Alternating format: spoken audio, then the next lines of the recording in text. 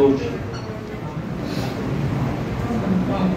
তাহলে এই নারী দিবস নিয়ে এত আলোচনা কিসের জন্য? আমরা যদি সবাই স্বাধীন থাকি, সবাই সবার ক্ষমতা সমান থাকি, আসলে কি হয়েছে জানেন? আসলে হয়েছে যে ভারতবর্ষে কবি লিখলেন এবং যে ভারতবর্ষকে মায়ের সাথে তুলনা করা হয়, কবি লিখলেন যেদিন শুনি জগতের হইতে উঠিল জগতে ভারতবর্ষ, উঠিল বিশ্বে সে কি কলরব, সে তোমার শক্তি। আমরা আমার দেশকে জগতের সাথে তুলনা করেছি, মায়ের সাথে তুলনা। যে দেশে কবি নজরুল ইসলাম লিখলেন বিশ্বে যা কিছু মহান সৃষ্টি চিরকল্যাণ পর, অর্ধেক তার করিয়াছে নারী, অর্ধেক তার নয়। কাজী নজরুল ইসলামকে কেন লিখতে হয়েছিল এসব?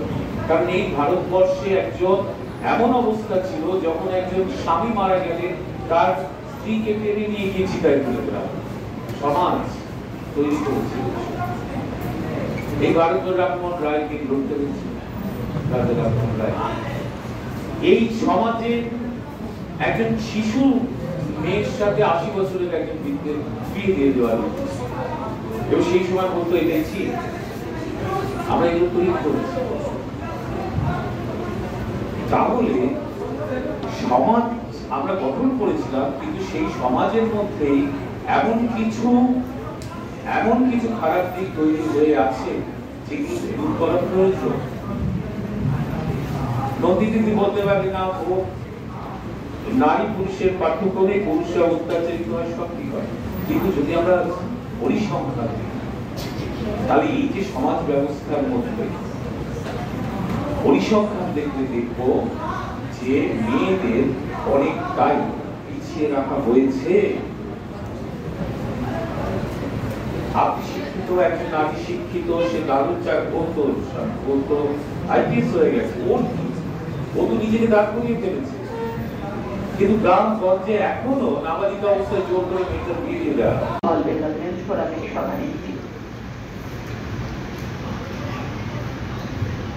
সবাইকে শুভ নারী দিবস। কয়েকটা কথা বলবো, শান্তি অনেকটাই আমার কথা বলে গেছে। তোমার খুবই বন্ধু স্নেহাশিস চক্রবর্তী রয়েছে, স্যারকে প্রণাম জানাই। আরো যারা রয়েছেন, প্রসুদ্ধা ভাস্বতীদিও খুবই অনেক পরিচিত গান বাজনার সূত্রে। আর মানে খুব একটা আজকে একটা ব্যাপার হলো, অনেকদিন ধরে একটু পুলিকালির সঙ্গে আলাপ করতে চাইছিলাম আমাদের কাজের সূত্রে। এখানে এসে সেটা হলো, শান্তনুকে আন্তরিকভাবে কৃতজ্ঞতা, ওর কারণে এটা হয়ে গেল। কয়েকটা ছোট ছোট কথা বলতে বলতে যাবো। নারী দিবসে আমি ভয় পাই। অনেকেই দেখি ফেসবুকেই দেখেন নন্দিনী দিকে কি নারী দিবসের শুভেচ্ছা জানানো যাবে। মেয়ের একটা প্রশ্ন, মানে আমাকে জানানো যায় কিনা, মানে আমি নারী কিনা এটাই নিজে বুঝতে পারি না। মানে প্রতিযোগিতার কর্মী হলে কি নারী হওয়া যায় না, এটা নিয়ে আমি কনফিউজ থাকি। তো আপনাদের আজকে কথা বলবো, এবছর খুব একটা তাৎপর্যপূর্ণ দিন আজকে জানেন। আজ নারী দিবসের 50তম বছর। 1975 সালে ইউএনওতে স্বীকৃতি দেওয়া হয়েছিল আজকের দিনটিতে। আর আজকেই বেজিং প্ল্যাটফর্মের 30 বছর। 1995 সালে বেজিং প্ল্যাটফর্মে অনেক গুরুত্বপূর্ণ ঘোষণা হয়েছিল এই নারীদের জন্য নারী দিবসে। সেটা কাউকে কোথাও খুব একটা বলতে শুনলাম না। আর এই যে নারী দিবস এলে বা না এলে, নারী দিবস হচ্ছে আপত্তি নেই, আমাদের তো জন্মদিনও পালন হয়, প্রতিদিনই তো বেঁচে থাকি, তাহলে জন্মদিন কেন হয়? ওই দিনটাকে স্মরণ করার জন্য তো পায়েস খেয়ে। তো নারী দিবস, পুরুষ দিবস সবই হতে পারে। কেউ দেখবেন বিশেষ করে নারী দিবস হলে বা অন্যান্য দিনে আমাদের যখনই লিঙ্গ বৈষম্যের কথা ওঠে, আমরা বলি পুরুষের সঙ্গে নারীর একটা ভীষণ লিঙ্গ বৈষম্য সব দেশেই হয়, জেন্ডার ডিসক্রিমিনেশন। এবছর নারী দিবসের থিম কি জানেন তো? Accelerating action. মানে সমস্ত কাজকে খুব ত্বরান্বিত করতে হবে, সবার মধ্যে সমতা আনতে হবে, সমান অধিকার দিতে হবে, এগুলো লিঙ্গ বৈষম্য দূর করতে হবে। আমি আপনাদের সবার কাছে একটা প্রশ্ন করি, এই যে লিঙ্গ বৈষম্যের কথা হয়, একটা আমাকে সত্যি কথা বলুন তো, আমি অন্য দেশের কথা জানি, ভারতবর্ষে নারীতে বৈষম্য দূর করা গেছে? পুরুষকে ছেড়ে দিন, পুরুষেরটা আমরা বুঝে নিই, নারীতে বৈষম্য দূর হয়েছে ভারতবর্ষে? আমরা যারা খুব প্রিভিলেজ ক্লাসেই এখানে বসে আছি, আর যারা পরিযায়ী শ্রমিক নারী, ইটভাটার শ্রমিক নারী, আরও যারা, আমি নিজে বক্তব্যতে গিয়ে দেখেছিলাম যাদের জীবিকা একমাত্র মাছের মাধ্যমে আসে, সেই সমস্ত নারী, আরও অনেক রকম নারী আছে, তাদের সঙ্গে আমাদের অবস্থানগত ব্যাপারটা একরকম। আমরা সবাই সমান সামাজিক, আইনি, স্বাস্থ্য, শিক্ষা, মানসিকভাবে বেঁচে থাকার অধিকার একরকম আমাদের সবার। আপনারা কি বলেন? হ্যাঁ, জোরে বলুন না শুনি একরকম। আমরা যারা প্রিভিলেজ ক্লাস তাদের সঙ্গে তাদের একরকম সব কিছু। তাহলে এই নারী দিবসে এই প্রতিজ্ঞা হোক যে ভারতবর্ষে যেদিন সব নারীর মুখে সমান আলো পড়বে সেদিন কিন্তু নারী দিবস সত্যিকারের পালিত হওয়া উচিত। ভারতবর্ষের আধা নারী, আধা কেন আমি বলবো বোধহয় 75% নারী জানেনই না তাদের জন্য কি অধিকার আছে, কি প্রকল্প হচ্ছে, কি কাজ হচ্ছে। বুঝতে পেরেছেন? নারী এগোলে দেশ এগোবে বড় বড় সোজা, কিন্তু সত্যিই কি নারী কোথাও এগোচ্ছেন? আদতে কিন্তু ওই 25% কি 30% নারী সব সুবিধা নিয়ে যাচ্ছে। আর ইউজ থাকলে তো মিসইউজ হবেই, খালি তারা মিসইউজও করছেন। তাদের সেই মিসইউজের কারণে আবার 10% নারী একদম পিছিয়ে পড়ছেন। তারা থানায় গেলে তাদের অভিযোগ নেওয়া হচ্ছে না, তাদের তখন বলা হচ্ছে যে বা আমার ফলস কেস নিয়ে এসেছে। এটা কে করলেন বলুন তো? পুরুষ মানুষ কিন্তু করলেন না, একদল নারী এত মিসইউজ করলেন যার ফলে কিন্তু এদিকে হলো। আচ্ছা সেই নারীদের কথা কি হবে বলুন তো? যারা পুরুষ মানুষের মা, বোন, কখনো স্ত্রী বা মেয়ে, শুধু পুরুষ মানুষের আত্মীয় হওয়ার কারণে যাদেরকে কেউ চিনতে পারলেন না, যাদের কথা কেউ বললেন না, যারা রোজ আমাদের অফিসে ভিড় জমান, তারাও তো নারী। তাহলে নারী দিবস তাদের জন্য নয় কিন্তু, জানেন? তাহলে এটা প্রতিজ্ঞা হোক এবছরে যে ভারতবর্ষের আপামর নারী যেদিন একই অবস্থানে এসে দাঁড়াবে তাদের সবার জন্য একই রকম সুযোগ সুবিধা হবে, সবাই একই আইনে দাঁড়াবে, তাদের জন্য যখন সব কিছু সমান হবে সেই দিন কিন্তু নারী দিবস ঠিক পালন হবে। আর আমি হার্ডকোর পুরুষ অধিকার কর্মী, কথা দিয়ে গেলাম সেদিন আপনাদের সঙ্গে আমিও নারী দিবস পালনের একদম পতাকা তুলব, বিশ্বাস করুন। তার আগে নারী দিবস কি বলুন তো? একদল লোকের এই পক্ষকাল ধরে কি শাড়ি পরবো, কি মেকআপ করবো, একই মেকআপ যেন না হয়, একই শাড়ি যেন না হয়। আর আমার পৃথিবী জুড়ে আরো ব্যবসা বাড়বে, কোন গয়নায় কত ছাড়, কোন বিলাসদ্রব্যে কত ছাড়, সেই ব্যবসার নারী দিবস। এটা কিন্তু আরো নারী দিবস না। যেগুলো বললাম সেই কথাগুলো একটু মন দিয়ে বোঝার চেষ্টা করবেন। সবাই খুব ভালো সুস্থ থাকবে।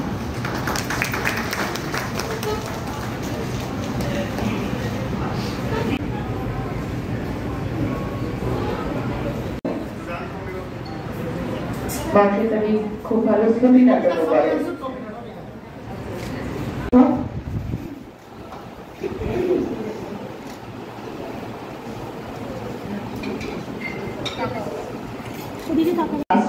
সোশ্যাল ওয়েলফেয়ার অ্যান্ড কালচারাল ফাউন্ডেশনের এই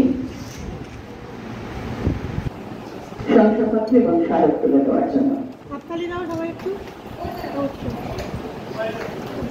শিল্পা মুখার্জি সামাজিক তার সঙ্গে একই রকম ভাবে সঠিক, বরং বেশি ভাবে সঠিক। একজন নারীর সফলতার পিছনে একজন পুরুষের অবদান অনস্বীকার্য। পরিবারের বৃত্তের বাইরেও যদি বেরোয়, তার সাহচর্যে বহু আইনজীবী প্রতিষ্ঠা পেয়েছেন। হাইকোর্টের সিনিয়র অ্যাডভোকেট সমাজসেবী প্রসূন কুমার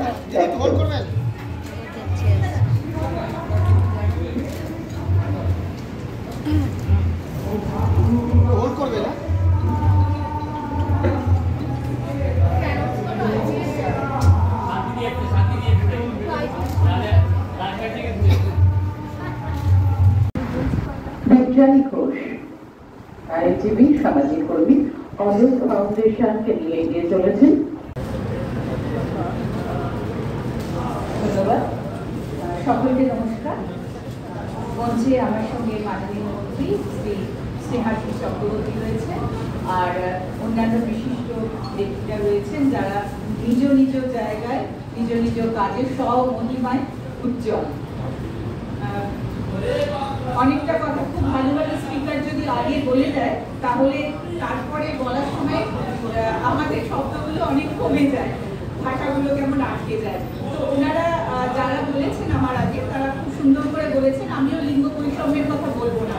আমি আন্তর্জাতিক নারী দিবসে এটাই আমরা ভাবি যে যেরকম ভাবে নন্দিনী বললেন যে সব নারীরা কেমন আছে, প্রতিবন্ধকতাযুক্ত নারীরা তাদেরকে আমরা দেখতে পাই, আমরা যারা এম্পাওয়ার, আমরা যারা প্রিভিলেজ, আমরা যারা পড়াশোনা করার সুযোগ পাচ্ছি, সমাজের বিভিন্ন স্তরে নিজেদের যেটুকুনি ক্ষমতা আছে সেটুকুনি ক্ষমতা দেখাবার সুযোগ পাচ্ছি, প্রমাণ করার সুযোগ পাচ্ছি, তারা কোথায়? যে সমস্ত পুরুষেরা, পুরুষ বা ছেলেরা নিজেদের শরীরটা ছেড়ে দেন কিন্তু তারা মনে মনে বা বাঁচতে চান বা নিজেকে আইডেন্টিফাই করেন নারী হিসেবে, তাদেরও দিন আছে। তারাও কিন্তু আমাদের মুক্তি থাকবেন, আমাদের মধ্যেই আছে, এবং প্রত্যেকের আমাদের দায়িত্ব আছে এই না দেখা মানুষগুলোকে, ইনভিজিবল যারা এখনো সমাজে আমার আপনার মতো স্বীকৃতি পায়নি, তাদের কথা ভাবা, তাদের কথা বলা। এবং এম্পাওয়ারমেন্ট তখনই হয় যখন আমি নিজের অধিকারটা বুঝি, নিজের অধিকারটা পাওয়ার জন্য লড়াই করি, নিজের ডিসিশন মেকিং একটা পাওয়ারকে এনজয় করি এবং আমার জীবনটাকে আমি আমার মতো করে চালাতে পারি। ঠিক সেরকম ভাবে অন্যকে সাহায্য করা, যে এখনো পর্যন্ত অতটা এম্পাওয়ার্ড নয়, যে এখনো পর্যন্ত অতটা প্রিভিলেজ নয়। আমরা যারা এই ঘরে রয়েছি, আমার নিশ্চিত বিশ্বাস যে আমরা সকলেই এরকম ভাবে নিশ্চয়ই ভাবি বা ভাবতে চেষ্টা করি যে শুধু তো আমি নই, আমার সঙ্গে সঙ্গে আর যারা আছে তারা কেমন আছে, তারা যেন আরেকটু ভালো থাকে তার জন্য কাজ করা। আর যেহেতু আমি পশ্চিমবঙ্গ শিশু অধিকার সুরক্ষা আয়োগের পক্ষ থেকে এসেছি, সেই জন্য বলি যে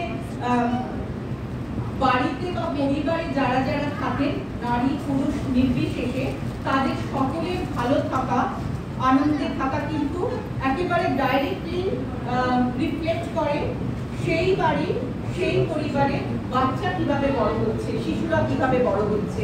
সেই জন্য আমাদের কাছে ভীষণ গুরুত্বপূর্ণ যে কোনো শিশুর যখন কোনো অধিকার লঙ্ঘিত হয় তখন তার পরিবারটা নিয়ে, তার পরিবারটা কেমন, তার পরিবারে আর যারা আছে তারা কেমন আছে।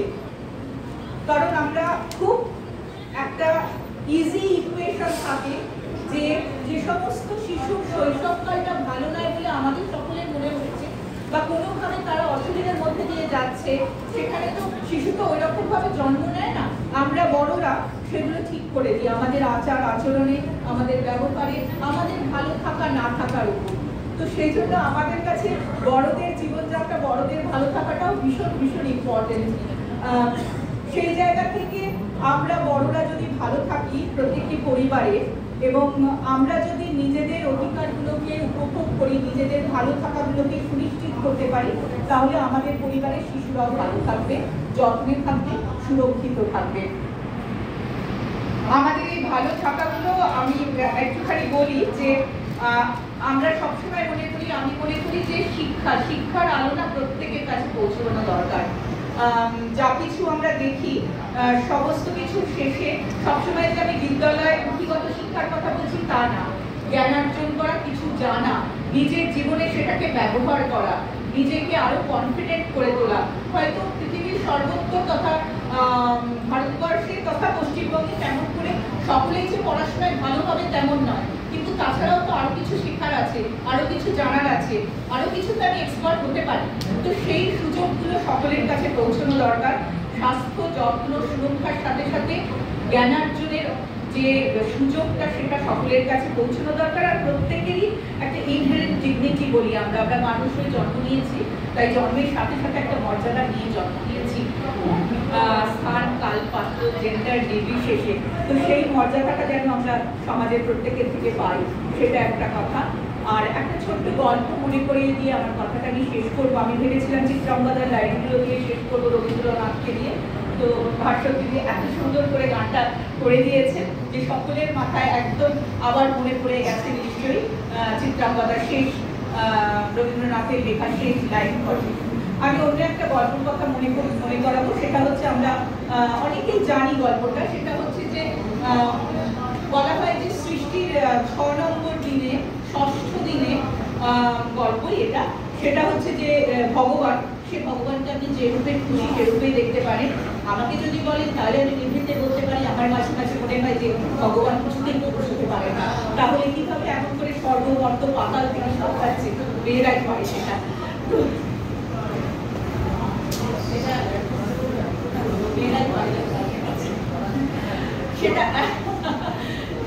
সেটা বলে সেই জন্য বলছি ভগবানকে আপনি প্রকৃতিও ভাবতে পারেন, পৃথিবীও ভাবতে পারেন, যেমন ভাবছেন তেমনই ভাবুন।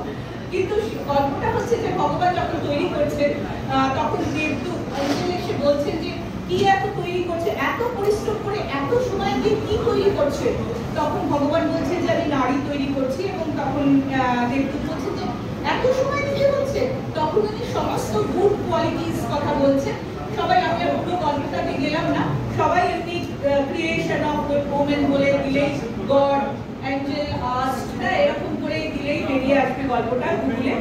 তো যাই হোক সমস্ত কিছু যেমন ধরুন একটা বলা হচ্ছে যে ভীষণ স্ট্রং আবার খুব নরম কিন্তু খুব কঠিন ভাবে তাকে তৈরি করা হচ্ছে, তার এমন কোয়ালিটি থাকবে যে একেবারে কোনো ক্ষত উন্ড কোনো হিল করা থেকে আরম্ভ করে ব্রোকেন হার্ট হৃদয় ভেঙে যাওয়াও হিল করে দিতে পারবে, শুশ্রূষা করে দিতে পারবে এমনই। তারপরে একদম end of the creation Angel বলছেন যে বাহ চমৎকার সমস্ত গুণাবলী তুমি দিয়েছো, তখন ভগবান আস্তে আস্তে বলছেন যে but you know she is having only one drawback. তখন দেখুন সে কি এত সুন্দর করে তৈরি করেছো তারপরে ড্রব্যাক? তখন ভগবান বলছেন যে হ্যাঁ actually she often forgets what she is worth, তার মূল্যটা কি, তার গুরুত্বটা কি। আমার ভীষণ মনে হয় যে আমরা সকলের শুশ্রূষা করতে করতে সকলের যত্ন করতে করতে হ্যাঁ আমরা নিজেরা ভুলে যাই যে আমাদের গুরুত্বটা কি, আমাদেরও প্রয়োজন আছে।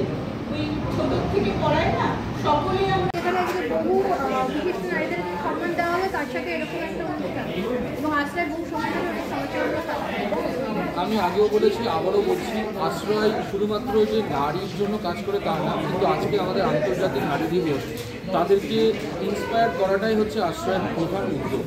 এই যে 10 জন নারীকে আমরা সম্মানিত করলাম এবং তাদের যে উদ্যোগ এবং সমাজে তারা কী স্তরে এক একজনকে দেখবেন যে এক এক রকম ধরনের ভাবে তারা এগিয়ে চলেছে এবং বরাবর পুরুষের সঙ্গে তাদের কোনো পার্থক্য নেই এবং তারা যে কোনো রকমভাবে পিছিয়ে নেই, এটাই কিন্তু আমাদের সবচেয়ে বড় পাওয়া তাদের কাছে। কিন্তু এই ধরনের নারীদেরকে চিহ্নিত করে আমরা তাদেরকে মতো এরকম একটি জায়গায় নিয়ে এসে সবারই কাছে তুলে ধরা, এটাই মনে হয় আমাদের সব কাছে একটা বড় পাওয়া। তো এরকম প্রত্যেক বছরের মতো এবারও আমরা সেই উদ্যোগ নিয়েছি এবং ওমেন্স বেঙ্গল এনকারেজমেন্ট অ্যাওয়ার্ড যেটা আশ্রয়ের পক্ষ থেকে নেওয়া হয়েছে, সেই 10 জনকে আমরা সম্মিলিত পেরে আমাদের খুবই ভালো লাগছে। আগামীবারও আমরা এরকমভাবে এই উদ্যোগ চালাই। তুলে দেওয়ার জন্য একটু তাকাবেন না দাদা, একটু স্বপ্ন